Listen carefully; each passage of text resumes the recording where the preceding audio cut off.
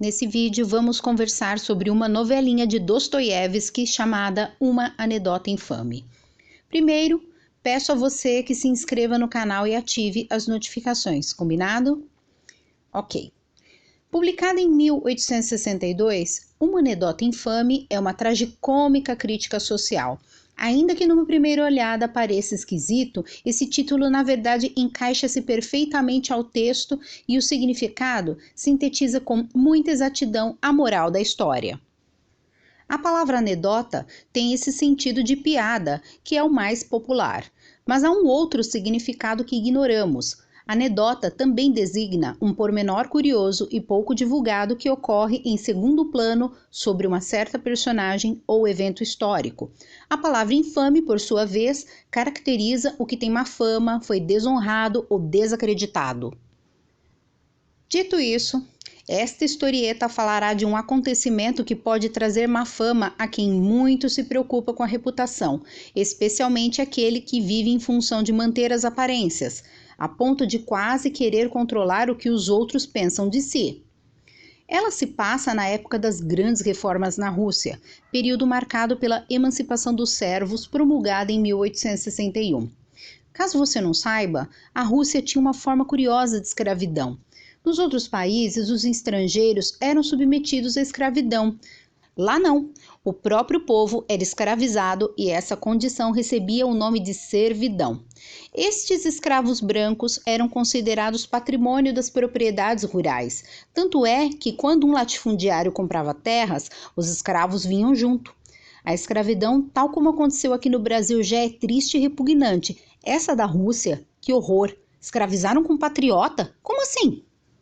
Bem, o livro começa com Stepan Nikiforovich, um funcionário público de 65 anos, 45 deles dedicados ao trabalho na burocracia. Um solteiro egoísta e de hábitos sistemáticos que acaba de realizar o desejo de sua vida, comprar uma casa como a de um fidalgo, localizada longe da agitação. O Sovina está tão feliz que está até comemorando o aniversário, embora com segundas intenções. Celebra com dois convidados, seus subordinados Simeon Chipulienko e Ivan Pralinsky. Ivan é um jovem general, solteiro, elegante, charmoso e cheio de si. Nessa noite, na casa de Stepan, já bebeu além da conta. Por volta das 11h30, decide ir embora e, como seu cocheiro, em vez de esperá-lo, sumiu, resolve ir a pé para casa. Está fulo da vida e embriagado, vai praguejando pelo caminho. Mas não demora e a raiva desaparece.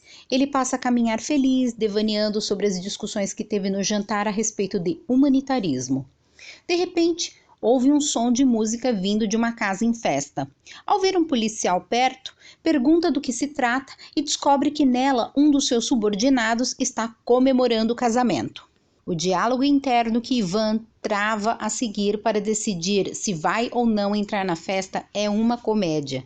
Um bêbado de nariz empinado, se achando tal, que na sua intenção de entrar numa festa de bico, devia pelo menos pensar em adotar uma postura mais simpática e humilde. Seu delírio de grandeza, de que vai entrar no lugar, abafar total e sair admirado por todos, é patético. O cara de pau por fim entra na casa, já fazendo lambança. De pronto não se nota sua presença. Músicos estavam tocando uma quadrilha e os convidados dançavam. Terminada a música, eis que é notado. Naturalmente, há um desconforto inicial, que aos poucos vai se desfazendo. As pessoas humildes ali têm uma curiosa postura de inferiorizar-se. Entendo que isso se devia ao status social de Ivan. Pessoalmente, achei um horror os convidados, a família do noivo, ficarem babando o ovo de um intruso vaidoso. Sei que isso é o meu olhar de hoje, no século XXI, para os costumes de uma sociedade muito distante da segunda metade do século XIX. Um parêntese. A sociedade russa era estratificada socioeconomicamente em nobreza, uma aristocracia predominantemente agrária, com uma gigantesca burocracia para administrar um igualmente gigantesco país, formada em parte por latifundiários ocupando os postos mais elevados, os kulaks, que eram os pequenos proprietários de terra que empregavam assalariados em vez de servos, uma parcela ínfima de burgueses, uma maioria de pobres composta por artesãos e operários trabalhando na manufatura, nas pequenas fábricas, nos serviços domésticos e os servos na área rural. O funcionalismo tinha uma estrutura estranha também.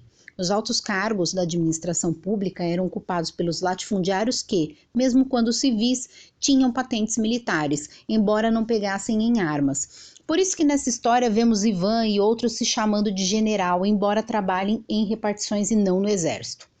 Voltando ao comentário de uma anedota infame, a quadrilha recomeça. Ivan está bebendo mais e mais, enquanto joga a conversa fora com outro funcionário graduado que estava ali a convite do noivo. Bebe e julga mentalmente aqueles que o rodeiam, suas roupas, o jeito que dançavam, como interagiam, sua linguagem. Julgava até a qualidade da bebida que lhe fora servida. Mas que cara entojado! Parecia que ele deixaria de ser alguém na vida se não se desprendesse da sua posição na sociedade acompanhada da imposição das aparências. Até que, quando ele é um tanto soberbo com um dos convidados, este rasga o véu da afetação e desconjunta o metido general. Essa cena é um sarro. Mas que raios esse homem queria? Era uma festa, estava tarde da noite, as pessoas bebiam, dançavam, confraternizavam alegres e sem etiqueta da burocracia. O peixe fora d'água ali era ele. Ele quer ir embora, mas é servido o jantar e a mãe do noivo insiste que Ivan fique com eles. Sem jeito e aí de um tanto desconcertado, senta-se à mesa e começa a beber vodka, que ele nunca havia tomado. Aqui já se vê que algo mudou na atitude de Ivan. A elite russa copia muitos dos hábitos e costumes franceses. Logo, Ivan posudo deveria estar bebendo vinho ou champanhe, e não a bebida do povão. A embriaguez de Ivan turvou seu raciocínio e logo ele começa a discursar como se fosse a última bolacha do pacote. Um dos convidados é um colaborador do jornal local que já estava azedo com Ivan, se enche daquilo e dá-lhe aquele se situe, aspas. O senhor veio aqui para se exibir e buscar popularidade. Prossegue falando-lhe umas boas verdades. É uma outra cena impagável.